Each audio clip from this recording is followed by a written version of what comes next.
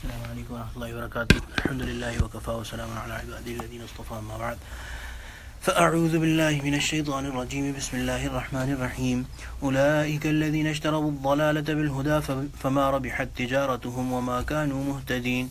مثلهم كمثل الذي استوقد نارا فلما أضاءت ما حوله ذهب الله بنورهم وتركهم في ظلمات لا يبصرون.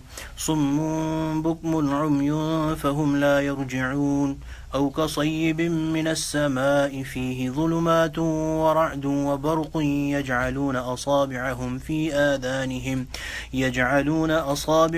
في آذانهم من الصواعق حذر الموت والله محيط بالكافرين. يكاد البرق يخطف أبصارهم كلما أضاء لهم مشوا فيه وإذا أظلم عليهم قاموا ولو شاء الله لذهب بسمعهم وأبصارهم إن الله على كل شيء قدير.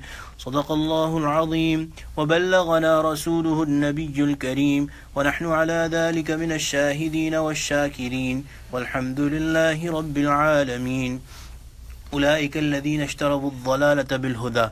These are the people who have bought error at the price of guidance. So dhalala is gumrahi and huda is hidayat. Dhalala is being misguided. فَمَا رَبِحَتْ تِجَارَتُهُمْ. So their trade has brought them no gain. وَمَا كَانُوا مُهْتَدِينَ. Nor have they reached the right path. So this is about the munafiqeen, that the people who do not have iman in heart but express their belief, these people, as if they are doing a trade, but they are choosing the inferior thing over the most superior thing, that is huda, and their tijara or their trade is not going to give you any hidayah, and these people will not find the right path, become the muhtadi people. Now Allah subhanahu wa ta'ala is giving two examples and explaining the two types of munafiqeen. The first type of munafiqeen are the ones who knew for sure that they do not believe in Allah subhanahu wa ta'ala in their hearts. Only to gain worldly benefit, they were pretending to be Muslims. The other type of munafiqeen, they had tadabdub. They were sometimes here, sometimes there.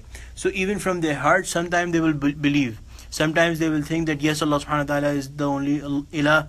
The Prophet sallallahu alaihi wasallam is the last prophet.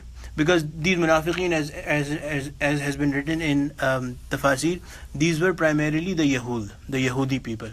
So the problem in their faith was that they believed in Allah subhanahu wa ta'ala, but the detail of their faith was that they did not want to believe in the Prophet sallallahu alaihi wasallam being the last Nabi or the Nabi of Allah subhanahu wa ta'ala. And they had things in their belief, for example, considering Uzair alayhi salam, Sayyidina Uzair ala nabiyina alayhi salatu wassalam, as their belief was that he is the son of God, na'udhu billah, son of Allah subhanahu wa ta'ala. So their belief had things here and there that made them non-Muslims. So two types again. The second type was who were at times believing in the Prophet sallallahu alaihi wasallam, but when they will see the hardships, the difficult ahkam of the Sharia of Allah subhanahu wa ta'ala, when they will see those things, they will try to go in the other direction. So they were, from their hearts, they were sometimes at this place, sometimes at another. So the first example is of the people of the munafiqeen who knew for sure that they are not Muslim, they were just pretending. مَثَلُهُمْ كَمَثَلِ الَّذِي اسْتَوْقَدَ نَارًا. Their situation is like that of a man who kindles a fire. فَلَمَّا أَضَاءَتْ مَا حَوْلَهُ. And when it illuminates everything around him. Ma hawla, we can relate to this from our language. Mahal, we say mahal. So ma hawla, whatever was around them. ذهب الله بنورهم.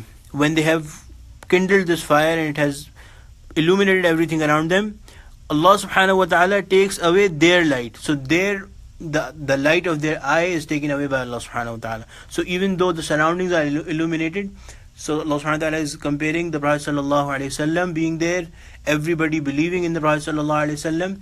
This is a Madni surah. So this is from the story from Medina, that the Prophet sallallahu alaihi wasallam, so many people had believed in the Prophet sallallahu alaihi wasallam. So there was a general environment of nur around them, but their internal nur was taken away by Allah subhanahu wa ta'ala. ذهب الله بنورهم وتركهم في ظلمات لا يبصرون. Allah takes away their lights and leaves them in layers of darkness so that they see nothing. Summun, deaf, bukmun, dumb, umyun, and blind. Fahum la yarji'un. They shall not return. These people will not come back. La yarji'un, they shall not return.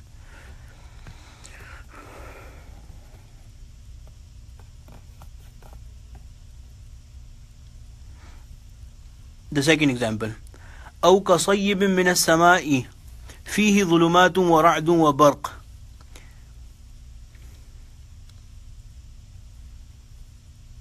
Or their example is like a rain. This situation, the example of this situation is like a rainstorm from the sky. فيه ظلمات, bringing darkness. ورعد, thunder. وبرق, and lightning. يجعلون أصابعهم في آذانهم. They thrust their fingers in their ears. So أصابعهم, this is fingers, and آذانهم is ears, their ears. من الصواعق حذر الموت, against the thunderclaps for fear of death. حذر الموت, fear of death. والله محيط بالكافرين. Allah encompasses the disbelievers. يكاد البرق يخطف أبصارهم. And lightning snatches away their eyesight. كلما أضاء لهم مشوا فيه. Every time a flash gives them light, they walk by it. مشوا فيه. وإذا أظلم عليهم قاموا. And when darkness falls upon them, they stand still. ولو شاء الله لذهب بسمعهم وأبصارهم. And if Allah willed, He would have certainly taken away their hearing and their ears, their eyes, أبصارهم, their eyes. إن الله على كل شيء قدير. Surely Allah is powerful to do anything.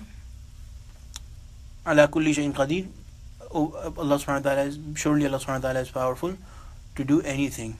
So the second example is if somebody is walking in pitch darkness and there is thunder and there is intermittent light. So when they see light, they start walking in it. Allah subhanahu wa ta'ala has compared this to their iman. That this in their light, in the light of iman, sometimes the light of iman, in the light of iman, they are able to see their way and walk. But then there is darkness for them and they stop suddenly. And if Allah subhanahu wa ta'ala would have wanted, Allah subhanahu wa ta'ala could take away their eyes and their ears, their hearing. So they would not be able to do that. So it is only Allah subhanahu wa ta'ala that is letting them do that. But again, their example is not of a person who is totally on a guided path, but intermittent. Allah subhanahu wa ta'ala is comparing these people to this situation.